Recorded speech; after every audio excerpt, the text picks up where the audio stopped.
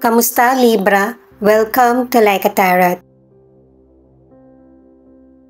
Ang reading natin ngayon ay ano ang dapat i-reset sa buhay mo. Alamin muna natin ang message ng mystical cards na pwede ipakita ang feelings or situation mo. Gamit mamaya ang tarot cards ay alamin natin kung ano ang dapat i-reset sa iyo, i-reset sa buhay ng person mo, at i-reset sa relasyon nyo.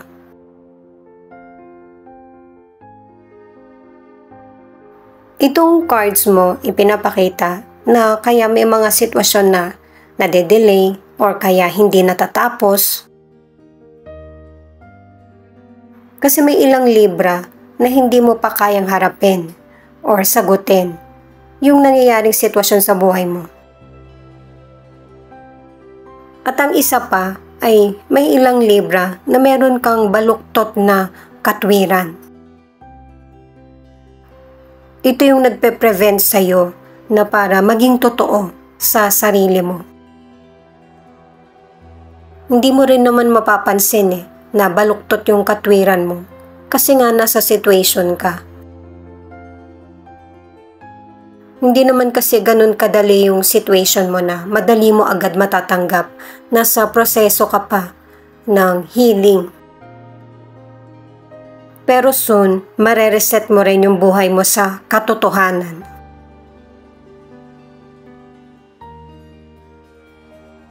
Itong card na ito na The Devil ay connected sa mga naunang cards na ito yung kinakatakutan mo. Na merong sitwasyon na hindi mo kaya, halimbawa sa financial, hindi mo kaya na ikaw lang yung mag-isang magtaguyod, o kaya sa love.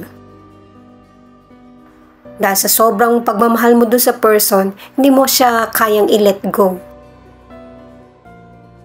Na kahit na, pasensya na kayo guys sa sasabihin ko kasi yun yung pinapakita ng card, na abusado itong person na ito. Pwedeng mapanakit siya sa physical o kaya sa verbal. At dahil sa person na ito, karelasyon mo man siya, kaibigan, kakilala, or kapamilya, marami ka ng kinakatakutan o pinagdududahan sa sarili mo. Paalala para sa mga bagong viewers na ang reading na ito ay timeless reading. General reading, ano man ang edad mo or gender mo, kunin mo lang kung ano yung akma sa sitwasyon mo. At saka ikaw na magpalit kung si person mo ito o ikaw. Ito yung start ng 1 week reading mo.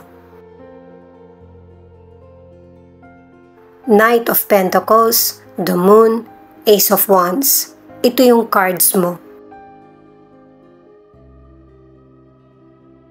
Inilalarawan ka ng mga cards mo na loving, honest, friendly, at saka mabuti ka na person.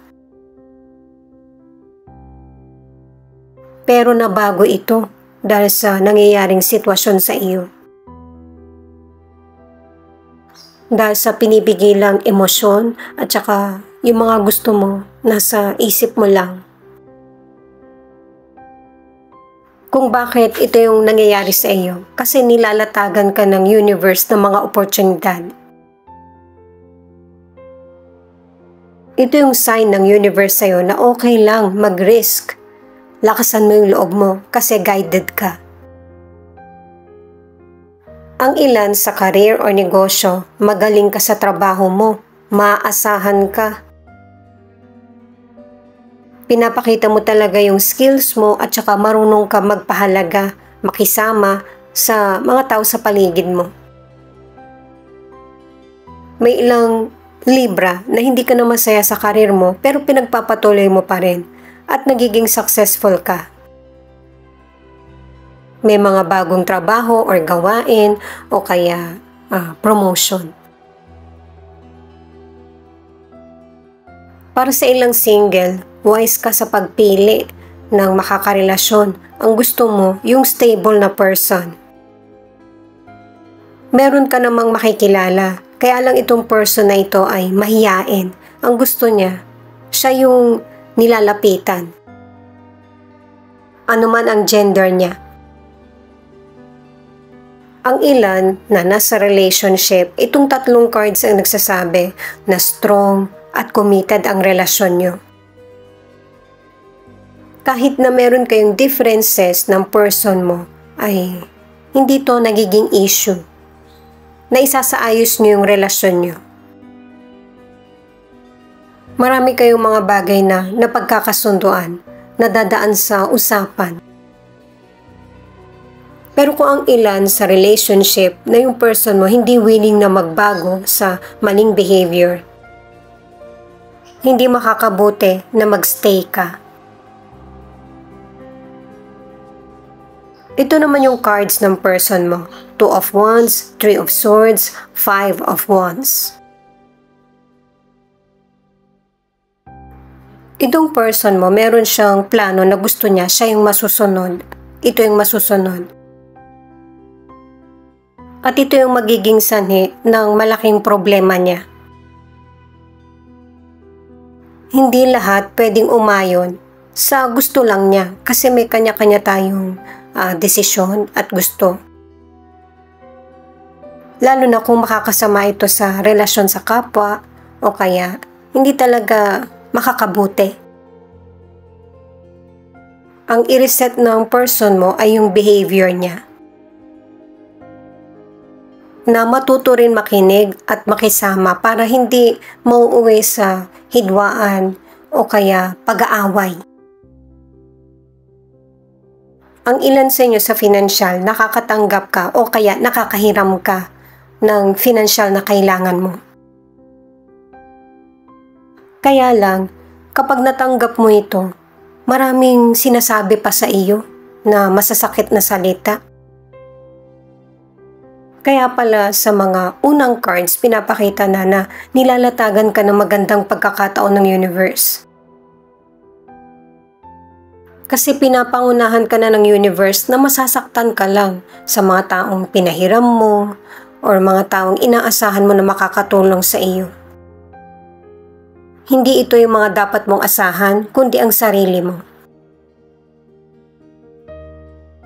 Para sa ilan na single, kahit magulo ang isip mo, kung makikipagrelasyon ka ba or hindi, dahil sa nasaktan ka sa nakaraan, meron pa ring darating na potential person na susubukang makipagrelasyon sa iyo. Ang ilan sa relationship, yung maayos nyong relasyon ay nagkagulo. Dahil na rin, isa sa inyo ng person mo ang nanlinlang or nagkaroon ng betrayal. Maaari na ang ilan sa inyo hindi to inaamin ng person mo.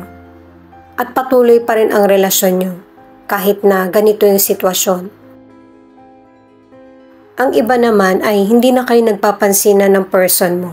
Nawawala na yung maayos na communication. King of Swords, 10 of Swords, 9 of Pentacles.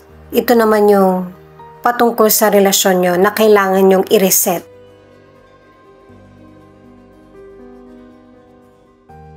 Itong nangyayari sa relationship ng ilan sa inyo, yung universe na mismo ang kumikilos dito kasi pinapakita na rin sa umpisang cards. Na anuman ang gender mo, sino man ang may kasalanan sa inyo ng person mo. Pareho kayong tinutulungan na magkaroon ng healing kasi pareho na kayong nasasaktan dito at may isang mas nagmamatigas.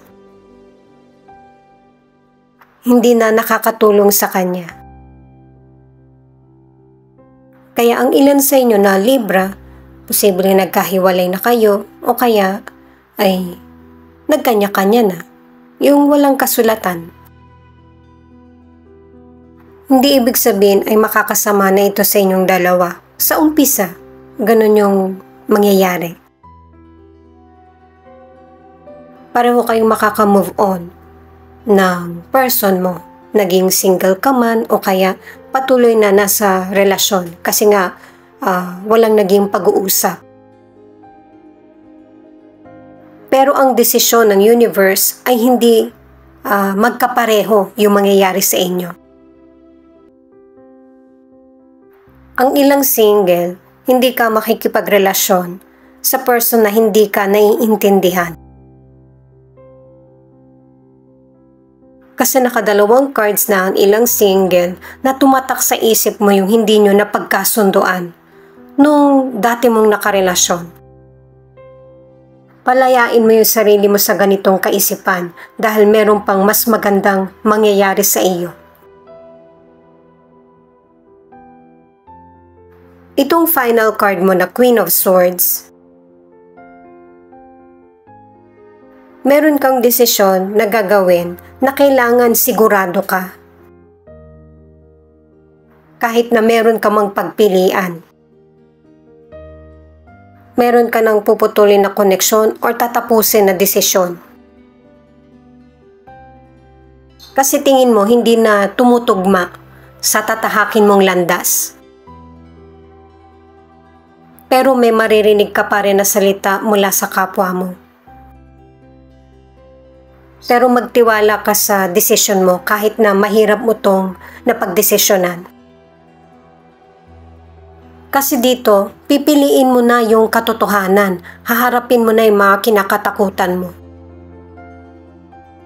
Kaysa sa mga akala mong nagpapasaya sa iyo. Sa kalusugan, ang advice ng mga cards ay magpahinga ng maigi. Iwasan na mag-isip kasi ang ilan sa inyo, hindi ka na nakakatulog sa gabi. Ano man yung mental issues na kinakaharap mo, ay mas unahin mo na maging healthy ka. Kahit mahirap ito para sa iyo kasi hindi talaga ganun kadali na magkaroon ng mental health issue. Sasabihan ka pa rin ng doktor na makipagtulungan ka. Ito naman yung mga cards para sa feelings ng person mo na pwede rin ipakita kung ano yung feelings mo kasi connected kayo sa isa't isa.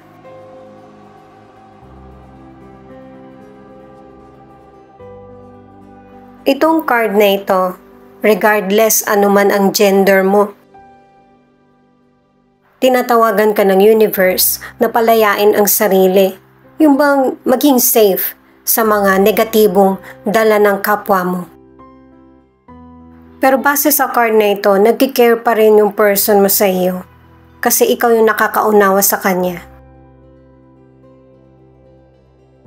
Kung nagkahiwalay na kayo ng person na ito, nakasubaybay pa rin siya sa iyo. Inuutusan na siya ng puso niya, na pilit niyang pinipigilan, na mag-approach na sa iyo or kausapin ka. Pero dahil nga binanggit sa tarot cards na merong nagmamatigas, ito yung ginagawa niya. Yung tiisin kung ano yung sinasabi ng puso niya. Kasi itong person mo ay malayo sa'yo, nakadalawang cards na. Hindi rin naman kasi siya nagsasabi ng totoo niyang emosyon. Na nakakaramdam naman siya ng kalungkutan at kapaguran. May ilang Libra na napapaniginipan mo rin itong person na ito. Ito yung nagiging daan ng koneksyon nyo or winawarningan ka na ng universe. Na itong person na nang iwan sa iyo ay obsessed pa rin sa iyo. Pero, binanggit na rin sa mga cards na may mga trauma na nangyari sa iyo sa nakaraan na hindi mo to makalimutan. Pero, magkakaroon ng finality na ito na yung gusto mong closure, na gusto mong maganap sa buhay mo. Dahil sa may ilang Libra, na masyadong malalim na yung sugat or trauma or kapigatian na naramdaman mo dun sa person. At ito na yung decision mo na hindi mo na kayang pahintulutan pa na malungkot ulit. Pero itong person na ito ay magpaparamdam ulit sa iyo na sasabihin niya na maging kayo muli or yung magkausap man lang kayo or magkaayos. Nasanay ka na sa buhay na meron ka ngayon, kaya lalayuan mo itong person na ito. May ilang Libra na hindi talaga kinaya kung ano man yung maling behavior ng person. Hindi ka naman basta bumitaw sa person na ito kasi pinagbigyan mo rin naman siya. Pero may hangganan ang lahat. Ito naman yung ilan sa 12 zodiac sign na nangunguna sa reading na ito. Gemini, Libra, Aries, Pisces, Taurus, Virgo, at Leo. Thank you nga pala at saka ingat po kayo palagi. Paki-click na rin ang notification bell para updated ka sa Laika Tarot readings. Ito naman yung ilan sa letra na posibleng andito yung letra ng pangalan ng person mo o letra ng pangalan mo. Y, L, G, F, X, M, N, K, I, B, H, Q, W.